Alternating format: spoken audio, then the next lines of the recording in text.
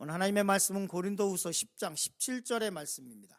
고린도후서 10장 17절의 말씀을 다 같이 봉독하겠습니다. 자랑하는 자는 주 안에서 자랑할지니라. 아멘. 오늘 고린도후서 10장 말씀인데요, 그 중에 17절 말씀을 보도록 하겠습니다.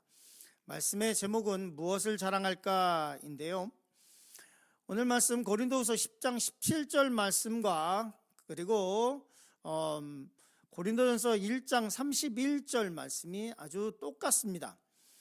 오늘 말씀의 제목을 소제는 주 안에서의 자랑이라고 말씀을 잡았습니다. 그럼 우리 같이 고린도전서 1장 31절과 고린도후서 10장 17절 말씀을 같이 읽어보겠습니다. 기록된 바 자랑하는 자는 주 안에서 자랑하라 함과 같게 하려 함이라. 고린도후서 10장 17절, 자랑하는 자는 주 안에서 자랑할지니라. 이 말씀이 자랑하는 자는 주 안에서 자랑하라고 하는 말씀이 고린도전서에도 그대로 있고 그리고 고린도후서에도 있습니다. 시간을 두고 기록된 말씀인데, 그런데 이 주 안에서 자랑하라고 하는 말씀이 아주 정확하게 일치하면서 어떻게 보면 복사한 듯한 느낌이 있을 정도로 말씀이 기록되어 있습니다. 그런데 두 말씀에 차이가 있다고 한다면, 하나는 고린도전서에는 1장 31절에 기록된 바 이렇게 되어 있습니다. 성경을 읽으실 때 기록된 바 이렇게 되어 있다라고 하는 말은 구약을 언급하고 있다는 말씀입니다. 즉 다시 말해서 예수님께서도 그렇게 말씀하고 있습니다. 복음서에서 기록된 바, 이 말은 예수님께서 구약의 말씀을 인용하시는 것인데요, 예수님께서는 주로 신명기 말씀을 많이 인용하셨고 그리고 레위기 말씀과 신명기 말씀을 많이 인용하셨습니다. 기록된 바라고 하는 것은 이미 이 말씀이 다른 것이 아니라, 내가 다른 복음을 증거하는 것이 아니라 이미 기록되어 있는 말씀을 이야기한다라고 하는 말씀입니다. 그리고 특별히 자랑이라고 하는 말이 있고 그 안에 뭐가 있냐면 주 안에라고 하는 말씀이 들어 있습니다. 고린도 교회의 문제가 뭐냐? 주 안에서의 자랑이라고 하는 것을 잃어버렸기 때문에 그렇습니다. 우리가 예수님을 앞세우지 않으면 그러면 어느 순간인가 내가 쑥 올라갑니다. 고린도 교회가 대표적이었어요. 고린도 교회가 서로 신앙생활을 하고 형제 자매라고 얘기하지만 예수님이, 하나님이 앞에 계시지 않으니까 자기네들이 쑥 왔어요. 그러니까 누가 자랑이 되냐면 그리스도가 자랑이 아니라 바울이 자랑이 됐고, 그리고 그리스도가 자랑이 아니니까 아볼로가 자랑이 됐고, 그리스도를 앞에 두지 않으니까 게바를 자랑하게 된 것입니다. 즉 다시 말해서 신앙생활을 할 때 내가 예수 그리스도를 앞에 두지 않으면 어느 순간인가 내가 쑥 와 있어요. 내가 쑥 그 앞에 등장하고 있어요. 오늘 말씀 보면 기록된 바라고 말씀하고 있으니까, 그러면 이 말씀은 예레미야서를 인용한 것인데요, 우리 같이 읽어보겠습니다. 예레미야서 9장 23절 24절 같이 읽습니다. 여호와께서 이와 같이 말씀하시되 지혜로운 자는 그의 지혜를 자랑하지 말라. 용사는 그의 용맹을 자랑하지 말라. 부자는 그 부함을 자랑하지 말라. 자랑하는 자는 이것을 자랑할지니 곧 명철하여 나를 아는 것과 나 여호와는 사랑과 정의와 공의를 땅에 행하는 자인 줄 깨닫는 것이라. 나는 이 일을 기뻐하노라. 여호와의 말씀이니라. 아멘. 네, 예레미야서 9장 23절에 보면 이렇게 말씀하고 있는데요, 여호와께서 이와 같이 말씀하시되 지혜로운 자는 지혜를 자랑하지 말라. 지혜롭다고 하는 사람에게 가장 자랑하고 싶은 게 뭘까요? 지혜예요, 지혜. 그리고 명예가 있는 사람에게, 이 사람은 가장 뭐가 자랑하고 싶을까요? 명예. 자녀를 자랑하고 싶은 사람은 이 자녀 자랑이 아주 하고 싶어가지고 어떻게 할 수, 그거 아세요? 한국의 양로원에 가면, 미국에서도 그렇다는 얘기를 들었는데, 양로원에 가서 모이면 이제 자기 아이들 자랑을 하잖아요. 특히 손주 자랑을 막 합니다. 제가 볼 땐 다 평범한 것 같은데 다 천재예요. 다 천재. 어마어마해. 다 천재야, 아이들이 막. 제가 볼 때는 비슷하게 생긴 것 같은데 다 엄청나게 이쁘게 생기고 잘생겼어요. 그래가지고 한국에서 양로원에서는요, 손주나 자녀 자랑하려면 10,000원 내고 해야 돼요. 그래서 그걸 모아가지고 식사를 하시는. 그러니까 자기가 자랑하고 싶은 자녀를 자랑하고 싶은데 성경은 뭐라고 말씀하냐면 지혜가 이로운 사람에게 가장 자랑하고 싶은 게 뭔가요? 지혜예요. 용사에게 가장 자랑하고 싶은 게 뭔가요? 자기의 용맹함이에요. 자기가 전쟁에서 얼마나 욕망에게 싸웠는지 그것에 대해서 자랑하고 싶어요. 입이 근질근질해. 부자가 자랑하고 싶은 게 뭐예요? 내가 돈이 얼마나 많은지 부함을 자랑하고 싶어요. 그런데 하나님께서 뭐라고 말씀하고 있냐면 지혜로운 자는 그 지혜를 자랑하지 말고 용사는 그 용맹을 자랑하지 말고 부자는 그 부함을 자랑하지 말라.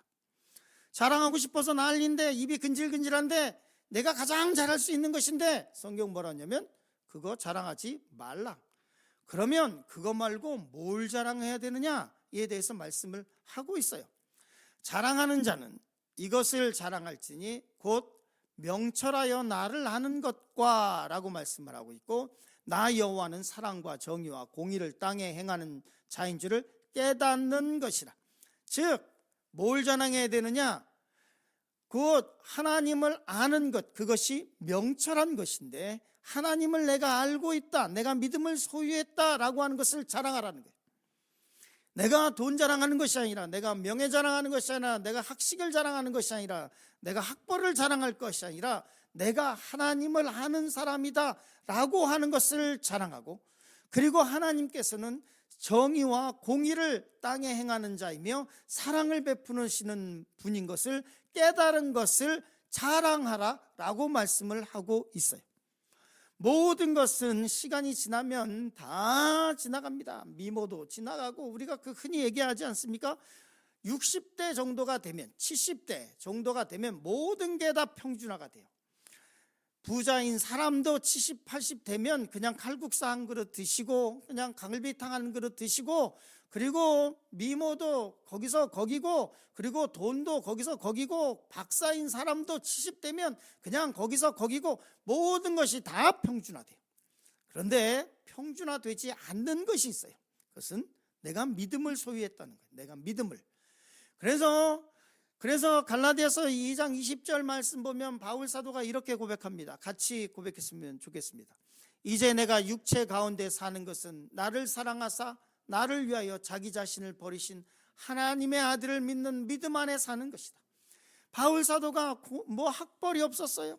그 사람이 세상적으로 보면 잘 나가던 사람이에요. 태어나면서부터 로마 시민권을 갖고 있었던 사람이에요. 그러니까 유대인이었어요. 그는 바리새인 중에 바리새인이라고 말을 하고 있어요. 그런데 그 유대인이면서 로마 시민권을 가졌다고 하는 것은 두 가지의 이유밖에 없어요. 하나는 전쟁에 나가서 큰 공을 세웠거나, 아니면 우리가 서신서에서 보듯이 천부장처럼 돈을 많이 들여서 시민권을 사든지, 두 가지밖에 없어요. 그러니까 바울 사도가 태어나면서부터 로마 시민권을 받았다고 하는 것은 그의 집안이 굉장히 로마에 큰 공을 세웠거나, 제가 볼 땐 그거보다는 돈이 많아서 그 아버지 때쯤에서 로마 시민권을 샀을 가능성이 많아요. 그 말은 뭐냐면 바울은 집안이 좋았다는 거예요. 가말리엘 문화상에서 그 당시에 최고의 학부를 갖고 있었어요. 그런데 그것은 그의 자랑이 아니었어요. 그가 자랑하기 원하는 것은 그가 그 평생에 소유하고 싶었던 것은 뭐냐면, 이제 내가 육체 가운데 사는 것은 나를 사랑하사 나를 위하여 자기를 버리신 하나님의 아들을 믿는 믿음 안에 사는 것이다. 이것이 그의 신앙의 고백이었고 그의 자랑이었어요. 잠언서 9장 10절에 이렇게 말씀하고 있죠. 여호와를 경외하는 것이 지혜의 근본이요 거룩한 자를 아는 것이 명철이라. 지혜가 무엇입니까? 명철이 무엇입니까? 한 여호와를 경외하는 것이 지혜의 근본이라고 말씀을 하고 있습니다. 두 번째, 하나님을 존중히 여기라는 말씀을 나누려고 합니다. 고린도서 10장 18절 말씀 같이 보겠습니다. 옳다 인정함을 받는 자는 자기를 칭찬하는 자가 아니요 오직 주께서 칭찬하시는 자니라 라고 말씀하고 있습니다. 여기서 칭찬하다라고 하는 말이 겹쳐서 계속 말씀 나오고 있는데요, 칭찬하다라고 하는 말은 원어는 도키모스예요. 이거를 칭찬하다라고 번역을 했지만 이거를 원어적인 의미는 영접하다는 거예요. 옳다함을 인정받는 자는 자기가 스스로 자기를 칭찬하고 자기의 명예나 아니면 자기가 세상에서 이룬 그것을 높이는 사람이 아니라 오직 주께서 영접하는 것이다. 즉 다시 말해서 하나님 앞에서 옳다함을 인정받는 사람은 하나님께서 인정하는 사람, 하나님께서 영접하는 사람, 옳다 됐다라고 하는 사람이 인정받는 거예요. 성경에서는 자기가 스스로 아무리 높아봐야 아무 소용이 없어요. 세상적으로 자기가 아무리 큰 성공을 거뒀다고 해도 아무런 성공의 의미가 없어요. 주님 앞에서 수용되는 사람, 주님 앞에 주님께서 영접하는 사람, 그 사람이 성공적인 삶을 사는 거라고 말씀하고 있어요.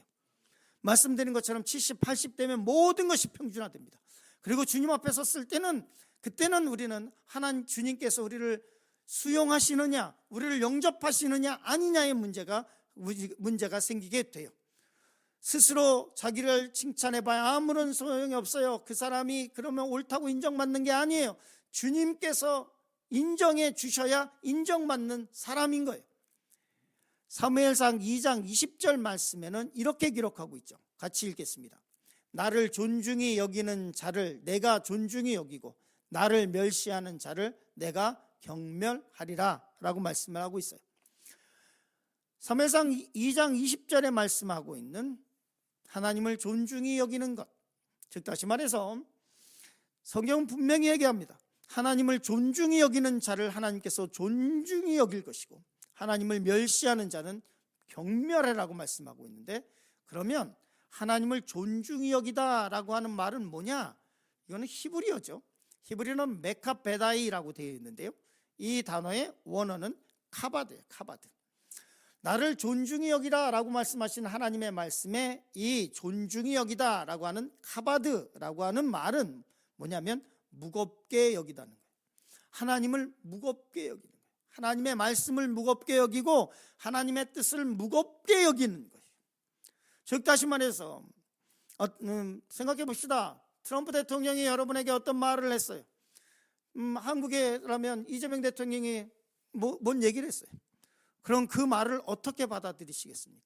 굉장히 무겁게 받아들이겠죠. 대부분은 그렇죠.